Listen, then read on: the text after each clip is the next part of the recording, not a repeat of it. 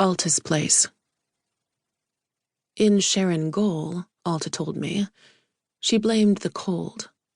And it was cold. On the steppe, herdsmen wrapped the tails of their cattle with wool to keep them from stiffening and snapping in the wind. In her apartment, mare's milk froze solid in old soda bottles. Cooked rice congealed in the steamer before she could serve it. Her heating had not been turned on. She rolled shortbread as she spoke. I drank milk tea and listened. Alta told the landlord in Sharon Goal that the cold caused her to sleep with the other woman on a single cot. The cold explained the blanket of camel hair, and the cold explained their closeness under the blanket. Cousins, she said. This is what the women had said when they rented the apartment.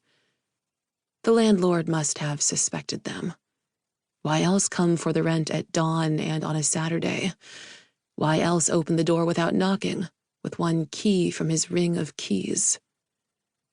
When he entered, Alta wrapped the camel blanket around herself and rose from the cot to make tea. The other woman did not rise. The other woman did not offer explanation. She sat on the cot in her undershirt. The landlord watched the woman in the camel blanket. The landlord accepted the rent money and a cup of tea.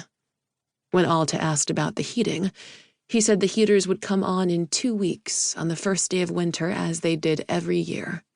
He finished his tea. He left. The next month, the landlord left a notice on her apartment door. The landlord's daughter and her new husband required a place to live.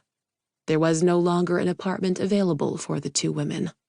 Of this much, at least, Alta managed to convince the adjudicator at the asylum office in Arlington, Virginia. She did not have the notice to show him. She'd been just 19 then, not yet in the habit of keeping things. Now I keep them, she said when she told me this story.